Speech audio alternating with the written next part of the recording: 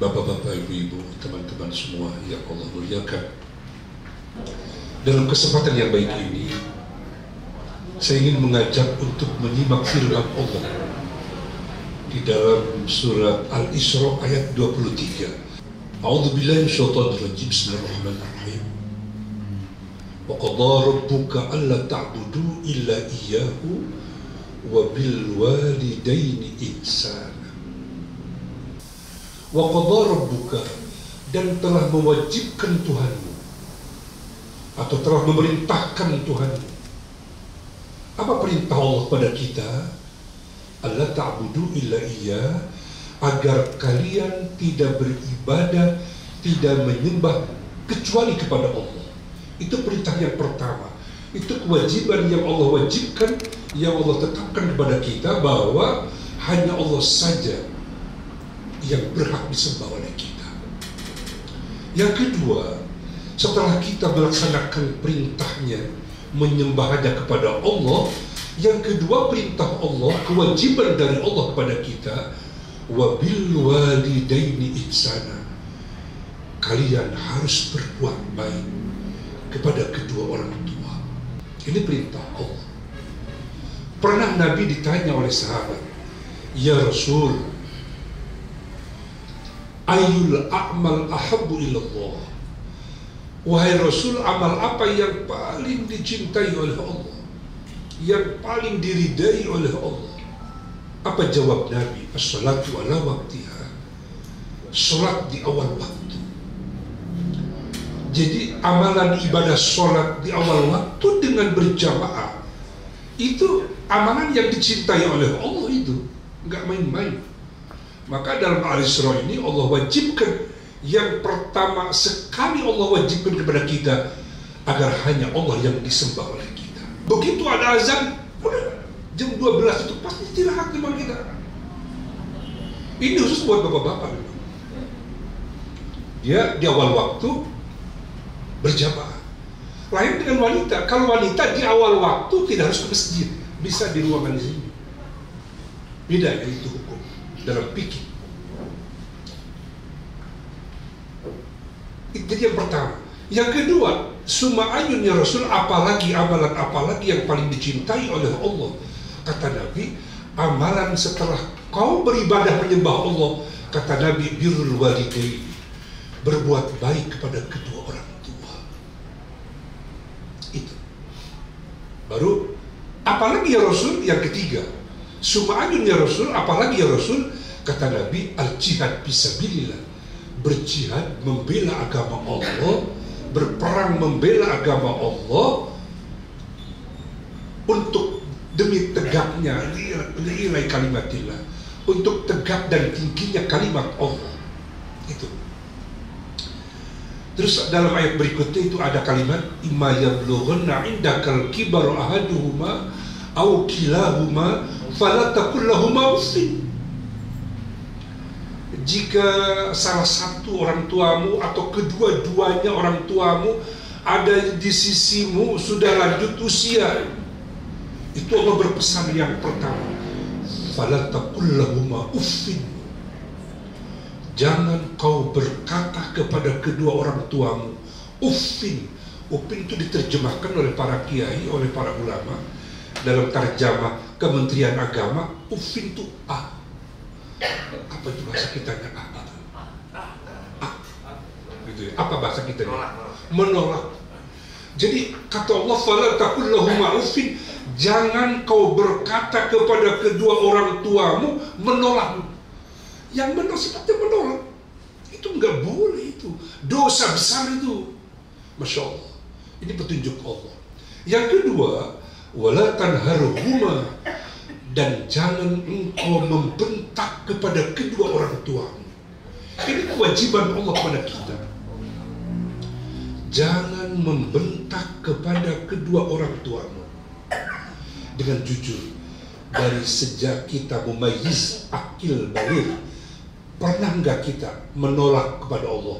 Pernah nggak kita membentak kepada orang tua? Pernah nggak? Ya ini Masya Allah ya. Tapi dengan jujur saya pernah banget. Waktu muda itu dulu. masih SMP itu ya saya, kasar itu saya, menolak dari orang tua. Iya, mungkin ya masih rendah ilmunya kita ya. Itu jelas oleh Allah, wala taqul lahuma uffin wala tanharhuma, jangan menolak kepada kedua orang tuamu dan jangan membentak kepada kedua orang tuamu. Itu perintah Allah, wajib ini. Ada itu seorang yang sedang jatuh cinta. Ibu, bapak nggak usah ikut campur masalah saya, yang nikah tuh saya. Masya Allah, itu orang tua tersinggung itu. Mengeluh pada saya, Ustaz, itu anak saya kok begitu ya?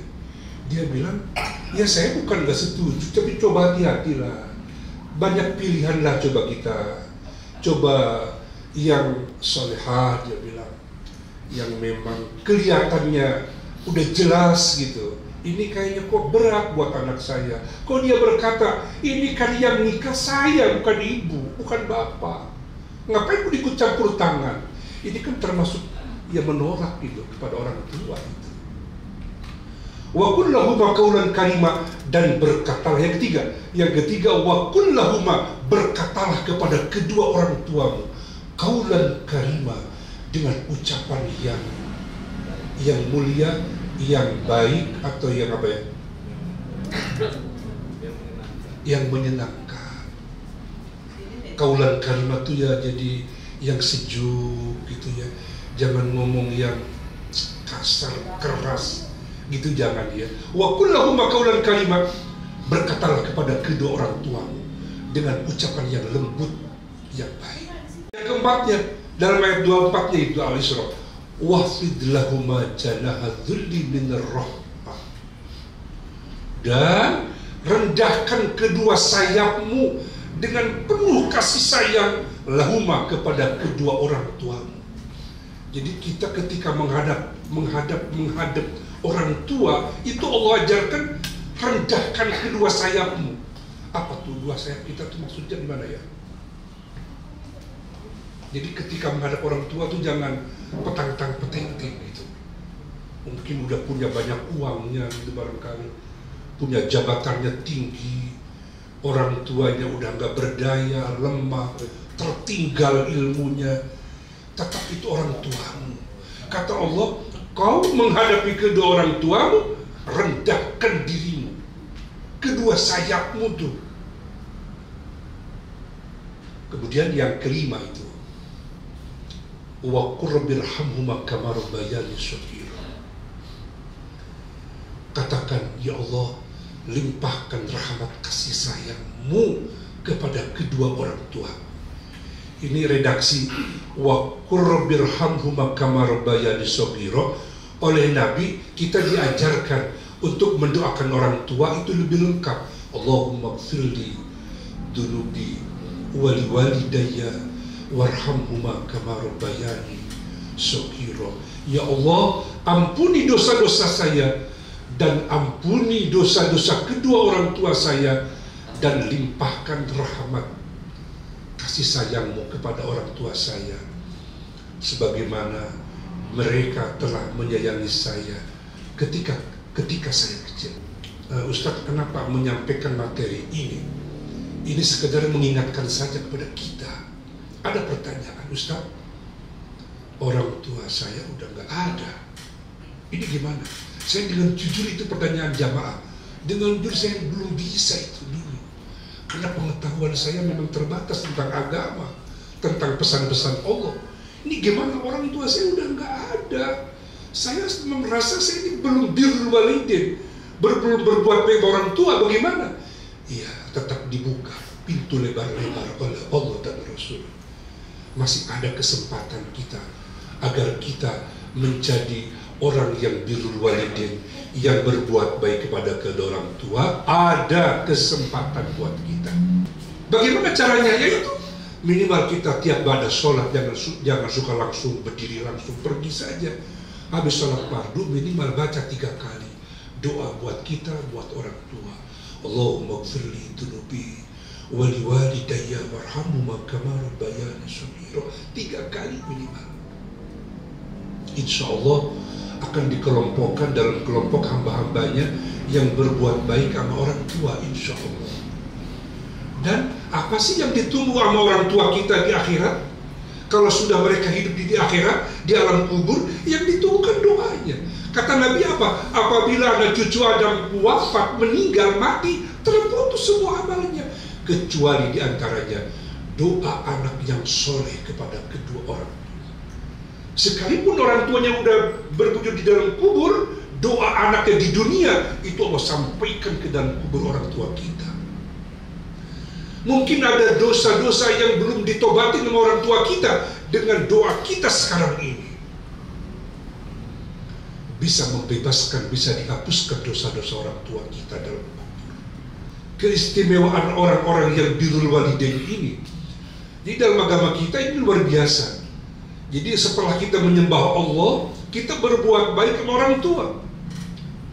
Nah, keistimewaan yang pertama kata Nabi, kedua orang tua kita itu awsatu min abwabil jannah. Nabi dia bersabda ya. Jadi kedua orang tua kita itu adalah pintu surga yang paling tengah. Jadi kalau kita berbuat baik kepada kedua orang tua gitu ya, kita mendoakan orang tua, memperhatikan orang tua, itu nanti di akhirat dia akan dimasukkan oleh Allah dari pintu surga yang paling tengah. Kata Nabi, kalau kau mau silahkan kerjakan, kalau nggak mau ya silahkan kau sia-siakan, tapi kau pasti menyesal kalau kau tidak bisa berbuat baik padahal masih ada orang tua kita. Tapi kamu acuh saja, abai saja kepada kedua orang tuamu, engkau pasti menyesal. Karena kata Nabi, anak yang berbuat baik kepada kedua orang tuanya dijamin oleh Allah, dia punya anak-anak, punya cucu, nanti akan berbuat baik pula kepada seorang anak yang berbuat baik kepada kedua orang tuanya. Jangan berharap kita sebagai anak kita akan baik sama kita kalau sekarang kita sama orang tua abai, sama orang tua kita nggak memperhatikan. Jangan berharap itu. Ini udah jaminan dari Nabi. Kalau kita tidak memperhatikan orang tua, tidak berbuat baik kepada orang tua, padahal udah jelas dibacakan firman Allah, tapi tetap saja dia abai, tidak ada perhatian orang tua, jangan berharap sekali lagi nanti anak cucunya akan berbuat baik pada dia. Yang kedua, putra-putrinya nanti akan bisa berbuat baik kepada anak yang berbuat baik kepada orang tuanya. Dan yang ketiga, pernah ditanya Rasul, ya Rasul, saya ingin bersamamu berperang di medan perang, membela agama Islam bersama engkau dan para sahabat-sahabat yang lain. Itu pertanyaan Nabi bertanya begini kepada itu anak yang minta izin mau ikut berperang. Ahai walidah, bahasa kitanya, apa masih hidup orang tuamu?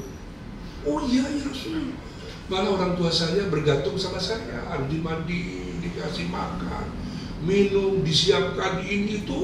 Kata Rasul, udah kamu berbuat baik sama orang tuamu saja, kamu berbuat baik sama orang tuamu, pahalanya sama seperti berperang di jalan Allah. Udah, kamu gak usah ikut besok, kamu di rumah saja jaga tuh orang tua.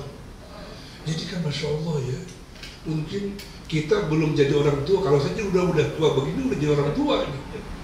Iya kan? Udah merasakan jadi orang tua ini. Ini adik-adik yang masih muda-muda belum menjadi seorang yang tua gitu kita kan.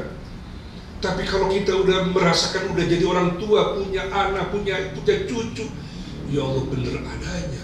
Itu begitu nikah, itu mereka kan cenderung kita tuh kan pindah itu, bikin rumah sendiri, berpisah.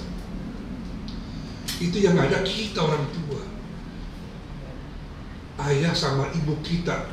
Kalau ada suaminya, ada istrinya, barangkali mendingan dia berdua. Tapi kebanyakan itu ayah kita sendirian. Ibunya udah lebih dahulu meninggal. Itu ayah kita di rumah dengan pembantu. Apa yang diharapkan oleh orang tua ayah kita itu? Saya yakin yang diharapkan adalah kunjungan. Ya, kunjungan dari kita, kedatangan kita gitu. Tapi apa alasan kita, Pak? Sibuk kita, Pak. Ya Allah, ya Allah. Dan yang berikutnya, orang yang berbuat baik sama orang tua itu akan diampuni dosanya, dosa sebesar apapun, kata Nabi. Ini pun kata saya. Kata Nabi, akan diampuni dosanya, dimasukkan ke dalam surga. Terus kata Nabi, ada lagi keterangan dari Nabi, keutamaan orang yang birrul walidain. Orang yang berbuat baik sama orang tua akan diluaskan rezekinya oleh Allah, diangkat pangkat jabatannya di tempat dia kerja, dan yang lebih istimewa, dipanjangkan umurnya oleh Allah. Jadi orang yang berbuat baik sama orang tua itu dipanjangkan umurnya oleh Allah. Mohon maaf, ini yang udah punya istri ya Bang Zul. Kalau kita menerima ya, kalau kita menerima gajian itu dari kantor, dari kita tempat kerja, itu amplop diserahkan ke orang tua kita dulu apa ke istri kita dulu ya? Ke dompet sendiri dulu. Diumpetin ya. Kalau ibu gimana? Diserahkan dulu kepada orang tua kita atau Ke mall dulu, Pak. oh itu luar biasa ya. Jadi orang tua didahulukan atau ya enggak gitulah. Ya pokoknya oleh kita tiap bulan dikasih bagian lagi. Ini kadang-kadang boro-boro kita kan. Masih kurang kita merasa. Dibuat anak yang mau sekolah, mau ke sini, mau ke sono. Jadi akhirnya orang tua ya ngelamun aja, mana anak saya gitu kan. Ya Allah, ya Allah. Mari, saya menghimbau kepada teman-teman, kalau ingin dipanjangkan umurnya oleh Allah, ingin diluaskan rezekinya oleh Allah, dan disehatkan dari berbagai macam penyakit, perhatikan orang tua kita. Dan yang lebih menyedihkan itu, kalau kita nggak berusaha berbuat baik sama orang tua, itu nanti anak kita nggak bisa berbuat baik sama kita itu. Ya udah, kalau memang orang tua udah nggak ada, banyak bertobat, kita mohon ampun kepada Allah Subhanahu wa Ta'ala. Dan itu tadi keistimewaannya, orang yang birrul walidain akan masuk surga dengan bersantai dari pintu yang paling tengah, pintu surganya Allah Subhanahu wa Ta'ala. Saya ingin bicara tentang surga. Dalam surat Waqiah ayat 12, itu dalam surga itu katanya fi jannatin na'im. Dalam surga itu penuh dengan berbagai macam kenikmatan. Di surga itu kata Nabi, muttaqina 'alaiha mutaqabilin. Mereka bersantai-santai, bersandar-sandar di tempat-tempat yang sangat menakjubkan bagi penghuni surga. Kemudian di samping orang-orang yang masuk ke dalam surga, dan itu diantaranya yang birrul walidain kepada kedua orang tua, yatufu alaihim wildan mukhalladun, ayat 17 surat Waqiah ya. Jadi orang yang di dalam surga itu, yang menghuni surga itu dikelilingi oleh anak-anak muda yang tetap muda. Maksudnya dilayani, maksudnya ya, dilayani oleh anak-anak muda, yang wanita atau yang laki-laki muda semua ya. Dan dibawakan gelas ya, piring, sendok dari intan mutiara katanya ya. La yusaddauna ana wa la yunzifun. Di sana ada minuman, ada khamr, minuman keras. Tapi la yusaddauna anha, mereka tidak pening, tidak pusing, tidak mabuk katanya. Minuman di surga itu. Wa fakihatin mimma yatakhayyarun. Di dalam surga itu ada buah-buahan, apapun yang mereka inginkan, yang mereka pilih, ada tersedia di dalam surga. Jadi ini kan buat orang-orang yang berbuat baik diantaranya ya kepada orang tua. Jadi di sana ada banyak buah-buahan yang bisa boleh kita pilih. Walahmi thayyib mimma yashtahun. Ada daging-daging burung apapun yang mereka inginkan, siap saji, matang, udah ada di depan kita. Ini yang lebih istimewa, wahurun na'im. Di dalam surga ada bidadari-bidadari yang bermata indah. Ini dia. Ada bidadari-bidadari yang bermata indah, kata Allah. Ka'amsalil lu'lu'il maknun, laksana mutiara yang tersimpan. Itu semua jazaa'an bima kanu ya'malun, sebagai balasan yang telah mereka kerjakan waktu di dunia. Nah, ini salah satunya beramal kebaikan, berbuat baik kepada orang tua. Ini insya Allah akan menyebabkan kita masuk ke dalam surganya Allah Subhanahu wa ta'ala. La yasma'una fiha lagwa wa la ta'thima. Mereka dalam surga tidak mendengar ucapan-ucapan yang sia-sia atau yang menimbulkan dosa atau yang menyakiti. Jadi orang di dalam surga itu penuh dengan kedamaian, penuh dengan ramah tamah, penuh dengan kenikmatan-kenikmatan. Illa kilan salaman, kecuali yang terdengar sesama penghuni surga ucapan salaman, selamat engkau masuk ke dalam surganya Allah Subhanahu wa ta'ala. Terus di samping itu diberitakan oleh Allah, penghuni surga itu fi sidrin makhdud. Mereka berada di antara pohon bidadari yang tidak berduri katanya. Wa qalhim mandud, ada pohon pisang yang tersusun-susun. Wa dhilli mamdud, itu ada naungan yang terbentang luas di dalam surga. Wa ma'in maskub, di dalam surga itu ada air yang mengalir terus-menerus. Ini ada air, Pak, di dalam surga itu. Jadi jangan, ini konkret, ini Allah konkret berfirman dalam Al-Quran ya, bahwa di dalam surga itu ada air yang mengalir, tapi nggak mengalir menakutkan kayak kali Cisadane yang besar yang membuat orang tenggelam. Tidak, cetek, anak kecil pun bisa main gitu ya. Wa fakihatin katsirah, ada buah-buahan yang banyak. La maqtu'ati wa la mamnu'ah, itu buah-buahan, berbagai macam buah-buahan berpasang-pasangan. Ada yang asam, ada yang manis, ada yang berwarna ini, warna itu, berpasang-pasangan. Dan itulah maqtu'atin, tidak berhenti berbuah. Ini bukan dongeng ini, Pak. Ini berita gaib dari Allah, bahwa di dalam surga itu kita kehidupannya seperti di dunia, cuma lebih sempurna di dunia. Kata Nabi, orang di dalam surga, mohon maaf, tidak BAB, tidak buang air besar, tidak buang air kecil. Dia makan tidak berpenyakit, tidak membuat dia sakit, dan tidak buang air besar. Bagaimana caranya? Kata Nabi, dia makan minum sebanyak-banyaknya, itu menjadi keringat yang wangi, kata Nabi. Apa benar? Ya, berita dari Nabi. Tapi kan ada jawaban itu, ada ustadz yang menjawab. Kita pernah hidup di alam rahim, dalam perut ibu kita 9 bulan. Coba kita, mohon maaf, kita 9 bulan dalam perut ibu kita, itu kita makan minum nggak dari situ? Makan minum. Darah dagingnya itu ibu, seorang ibu. Apakah dia berak? Kencing? Enggak. Itu udah contoh bahwa dalam surga itu diberitakan oleh Nabi, tidak buang air besar, tidak buang air kecil dalam surga itu, gitu kan? Wa furshi marfu'ah, ada kasur-kasur yang tebal katanya, lagi empuk, masya Allah, luar biasa. Jadi ini kita jangan sampai nyesel nih kita. Nah, kan selama ini kita kan dunia melulu kita ini, jarang kita bicara akhirat, bicara surga begini. Ini kita pagi ini ya mungkin ya kita diingatkanlah oleh Allah agar kita memperhatikan kehidupan nasib kita nanti di akhirat.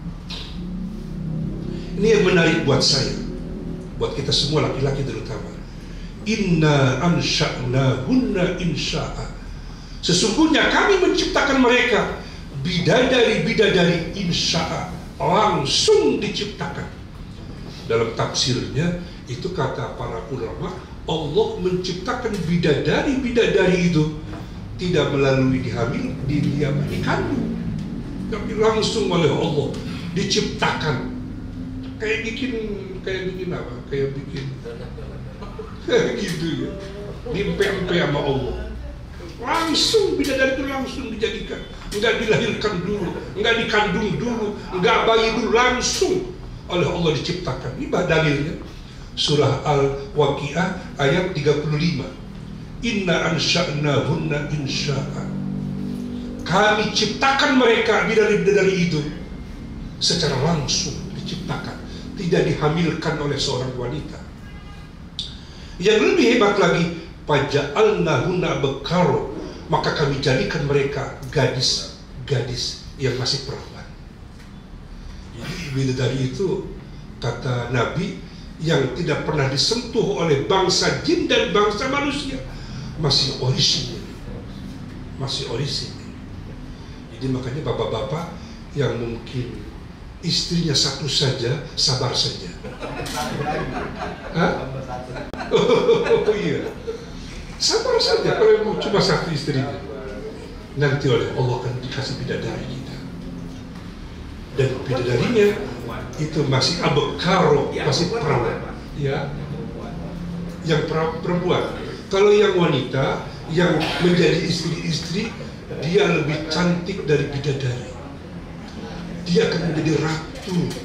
Kalau itu istri tadi, istri yang salihah, yang beriman kepada Allah, yang beribadah kepada Allah.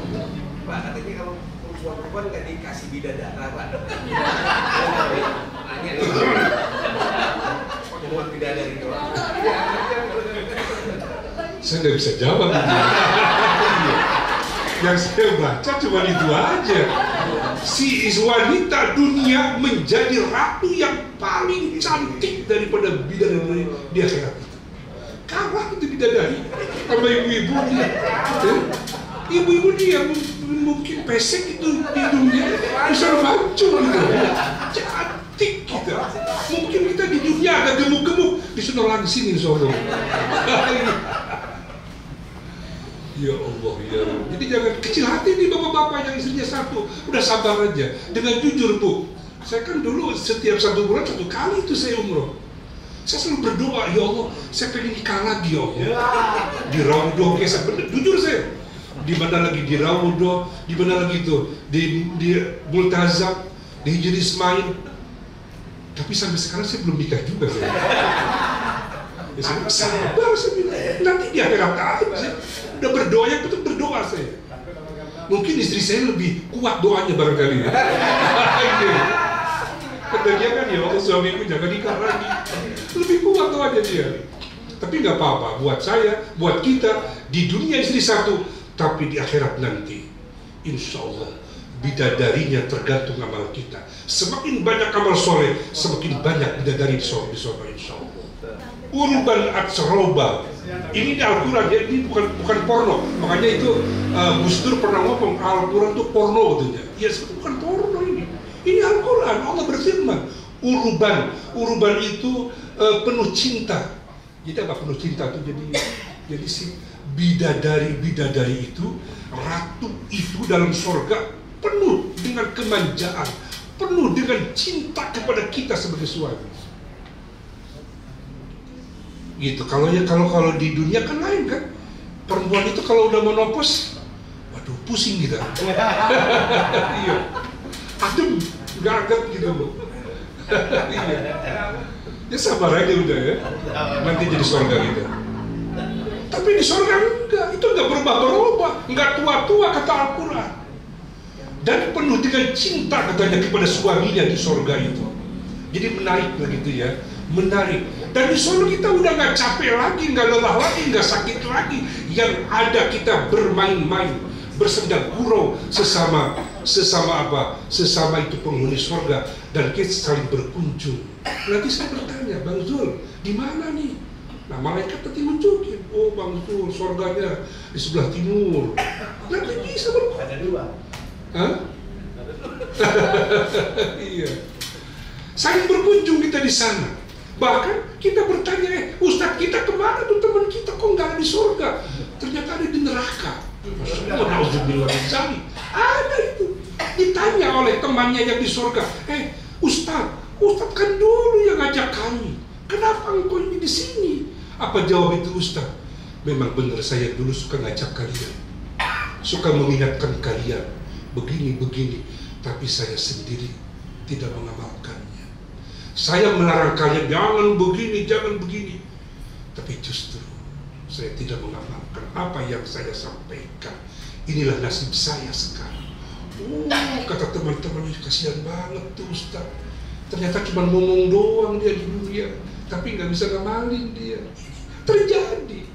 bicara surga, bagaimana tentang keadaan di akhirat orang-orang yang masuk ke neraka. Ada ini beritanya dalam Al-Waqiah ayat 41, washabus shimal, ada golongan kiri katanya.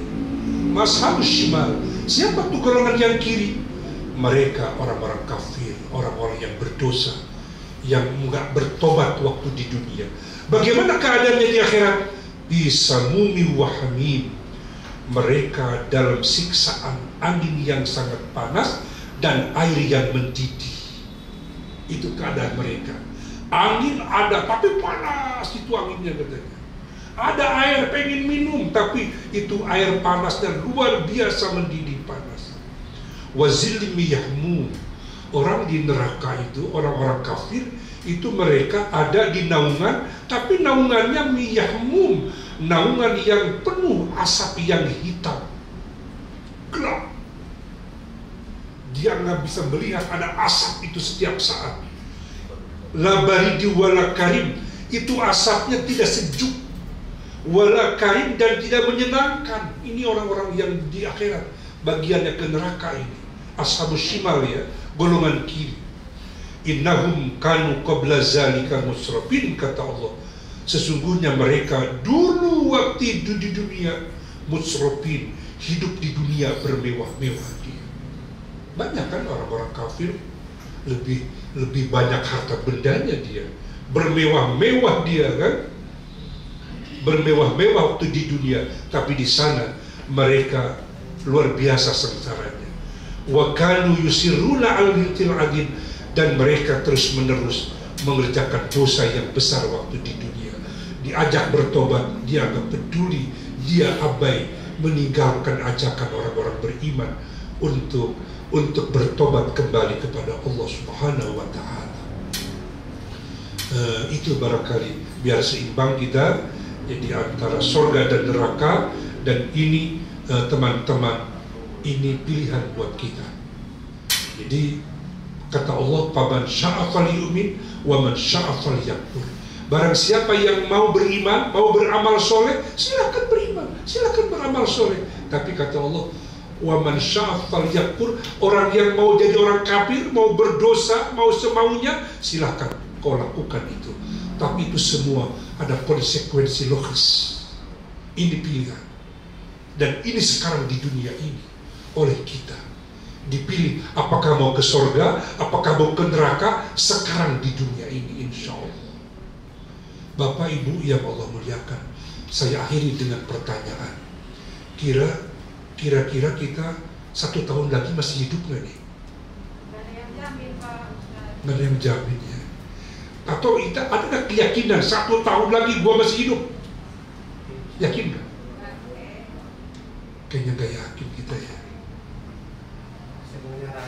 1 tahun lagi, atau barangkali 1 bulan lagi kita masih hidup. Yakin? Semoga panjang umur semuanya. Ya Allah, ya, nggak bisa jamin hidup kita. Makanya di sini ada yang masih belum nikah, nggak cepat nikah ini, cepat segera punya istri ya. Yang ibu-ibu yang belum punya suami segera. Jangan terlalu tinggi standarnya itu ya. Oh begini suami punya mobil, punya rumah, nggak usah. Yang penting seiman dengan kita.